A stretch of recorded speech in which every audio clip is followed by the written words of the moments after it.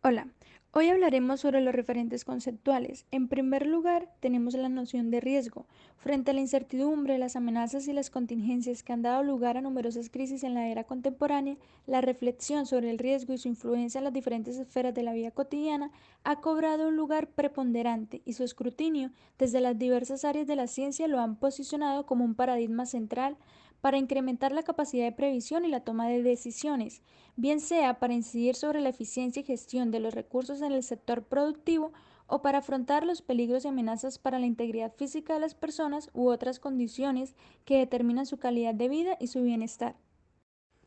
La incertidumbre puede ser definida como un estado de conocimiento limitado que hace imposible describir de manera exacta la situación que se observa, los resultados futuros o sus posibles desenlaces. Influye de manera negativa sobre el control de las variables relacionadas con los eventos y, por tanto, sobre la eficacia de la gestión de un sistema. El grado de incertidumbre está ligado a la ausencia, más o menos amplia, de información sobre la ocurrencia de un evento y que éste pueda verificarse en un determinado lapso de tiempo. La incertidumbre nos remite al futuro y es un problema que no solo debe ser enfrentado mediante decisiones, sino que a la vez se constituye como una condición para que las decisiones existan. Es decir, si no existiera la incertidumbre y el futuro fuera conocido, no se tendría necesidad de buscar alternativas ni tomar decisiones sobre las cosas que ya se conocen por anticipado. Mientras que el riesgo puede ser comprendido como la incertidumbre que puede ser medida o verificada solo a través de los efectos daños que puede producir por el hecho de exponerse a los peligros que lo causan. Esta noción expresa la complejidad de la cuestión, puesto que el riesgo puede asumir múltiples formas según el contexto en el que ocurre y sus modos de manifestarse. Por ello, desde el punto de vista práctico es válido y necesario definir el riesgo solo en relación con la situación a la cual se refiere y a los fines cognoscitivos que se persiguen. En segundo lugar, tenemos la gestión del riesgo. La gestión del riesgo se comprende como un proceso corporativo que tiene como propósito la protección frente a los eventos desfavorables y sus efectos negativos sobre los objetivos estratégicos del sistema, mediante el monitoreo sistemático de las condiciones riesgosas a las que se exponen las organizaciones y a la implementación de medidas oportunas de protección. Por tanto, presupone la realización de diferentes actividades concatenadas y correlacionadas de forma sistemática y secuencial orientadas al logro de un mismo objetivo, por ejemplo, derecho a la salud. La gestión de los riesgos toma como punto de partida los procesos asociados a la misión y los mandatos centrales de la organización, así como las finalidades que se persiguen. La naturaleza y características de tales procesos y sus relaciones determinan la elección de los métodos de identificación y análisis de los riesgos. En la perspectiva del gobierno corporativo, la gestión del riesgo requiere que éste garantice poder conocer hasta qué punto los objetivos estratégicos y operativos de la organización son alcanzables, así como el nivel de riesgo que puede ser tolerado. Implica entonces responsabilidades a nivel individual y colectivo de los diferentes actores, instancias y dependencias involucradas en el logro de tales objetivos estratégicos. La gestión del riesgo en una organización se constituye en un elemento de soporte para intervenir sobre los factores y componentes del riesgo que afectan su efectividad, por lo que se requiere involucrar a todos los niveles desde el estratégico hasta el operativo, en la identificación de las problemáticas relativas a los riesgos y a mantener un control sistemático del proceso mediante la articulación de actividades y actores con diferentes responsabilidades. En tercer lugar, tenemos los modelos de supervisión. Aunque en la literatura se encuentran múltiples aproximaciones de la supervisión, el consenso se ha concentrado en definirla como la coordinación y selección de los puntos de operación y de control, con el fin de mantener las variables en puntos óptimos. Existen dos tradiciones o paradigmas de supervisión: supervisión fiscalizadora, fundamentada en prácticas tradicionales de gestión que velan por el cumplimiento de las normas y los objetivos, es decir, supervisión basada en cumplimiento, y la supervisión profesional con tendencia a prácticas renovadas en el marco de una nueva gestión basada en la gestión de riesgos. En este punto, pues cabe aclarar de que la metodología de supervisión requiere ambos enfoques, tanto preventivo como reactivo. No obstante, la probabilidad de implementar adecuadamente estos preceptos dependerá del grado de desarrollo del sector y de la supervisión, así como las capacidades, experiencias, recursos de quienes deben ejercer la supervisión de un marco legal bien definido y de la participación de terceros como los beneficiarios.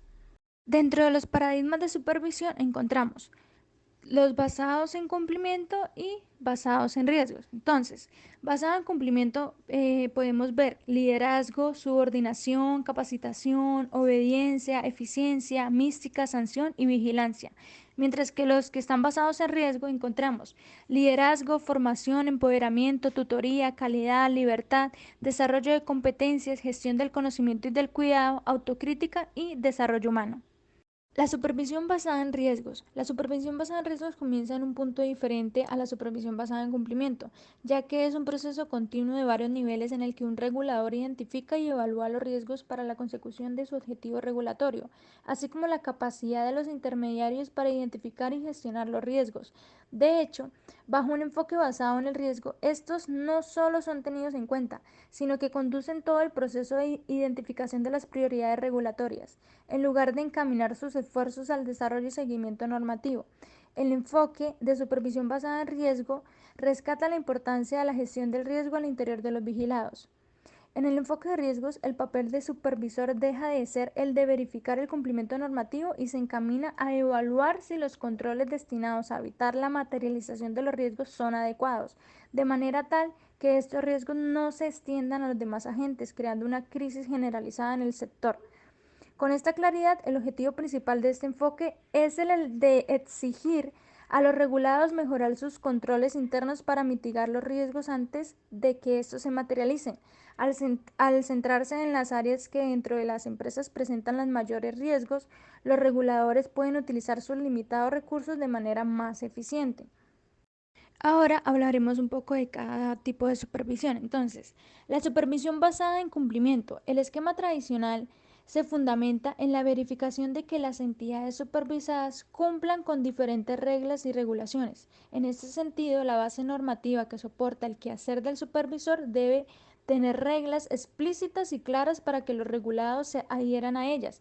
Eso supone la existencia de poderes dentro del Estado que tienen por objeto mantener las actividades de los particulares dentro de ciertos márgenes de comportamiento social, económico o político. Si los vigilados cumplen con las normas, se considera que han cumplido con sus obligaciones reglamentarias y que presumiblemente han evitado los eventos o condiciones no deseadas. Los beneficiarios del enfoque basado en cumplimiento saltan a la vista, con un conjunto de reglas bien definido. Tanto los reguladores como los regulados lados tienen claro el panorama que les aguarda. Dicha claridad es importante para crear una cultura de cumplimiento, en donde la mayoría de los vigilados sigue las reglas. Sin embargo, frente a la transformación y evolución del contexto y de los sistemas bajo supervisión, es posible que los regulados encuentren nuevas estrategias para sacar provecho de vacíos o contradicciones normativas, frente a lo cual los regulados a menudo tienen dificultades para seguir tal ritmo de transformación. En consecuencia, bajo esta perspectiva de supervisión se corre el riesgo de concentrarse únicamente en la identificación de violaciones técnicas o incumplimientos en lugar de centrar su atención en aspectos más sustantivos. La supervisión basada en riesgo también es dinámica y flexible a las condiciones del contexto y del propio sector bajo supervisión, que suelen ser cambiantes. A nivel de los sistemas de salud, el riesgo aparece como consecuencia de factores estructurales asociados a su organización, la manera de entender la gestión de la calidad y la prevención de los riesgos y su capacidad de aprender de los fracasos. Por lo tanto, la función de supervisión debe configurarse como un proceso humano con sus sustentos filosóficos, jurídicos y epistémicos en las áreas administrativas y pedagógicas, cuya vinculación permite desarrollar en los directivos la facultad de implementar y evaluar procesos de gestión, privilegiando el desarrollo humano a través de la construcción de competencias para la gestión del riesgo en las organizaciones que conforman el sistema. Siendo así, las etapas de la supervisión basada en riesgo se encuentran divididas en dos: la evaluación de la gestión del riesgo en salud y el seguimiento a la gestión del riesgo en salud. La evaluación a la gestión del riesgo en salud la conforman evaluación de los modelos de atención en salud, estimación del nivel de riesgo en salud y la caracterización de riesgos en salud. Mientras que en el seguimiento a la gestión del riesgo en salud está conformado por seguimiento a la tolerancia de indicadores de monitoreo de riesgos en salud, seguimiento a la tolerancia de indicadores trazadores de riesgos en salud, visita de seguimiento a la gestión de riesgos en salud y el seguimiento al deterioro de la gestión de riesgos en salud. Para finalizar, encontramos las formas de participación del usuario en la evaluación y mejora de la calidad de los servicios de salud. El concepto de participación en salud ha sido dinámico a lo largo del tiempo. Surgió a partir de 1970 en conjunto con el de promoción de la salud y autocuidado, como respuesta a las limitaciones de los sistemas de salud, especialmente en países en desarrollo. Siendo así, la Organización Mundial de la Salud desarrolló la estrategia Salud para Todos, fundamentada en tres pilares: la orientación de los servicios sanitarios a la promoción de la salud, el desarrollo de la atención primaria en salud y la participación comunitaria. En 1978, en la Declaración de Alma-Ata, la participación se constituyó como un pilar de la atención primaria en salud, propiciando la responsabilidad de las personas sobre su propia salud en colaboración con el sector a través de la planificación y la implementación de políticas. Asimismo, se planteó que un sistema de salud centrado en las personas podría responder mejor ante las necesidades locales y, como consecuencia, llegaría a toda la población, particularmente a los grupos de mayor riesgo y con menores posibilidades de acceso. En la actualidad, gran parte de las iniciativas de reforma a los sistemas de salud utilizan un enfoque sobre la participación, centrado en las personas más que en el de las comunidades. Este concepto establece que la población es portadora de necesidades que los servicios de salud deben tratar de satisfacer, entendiendo al ciudadano como consumidor o cliente en la prestación de un servicio de salud y desestimando en ocasiones el propósito de estimular la autonomía local y la participación activa en la política de salud.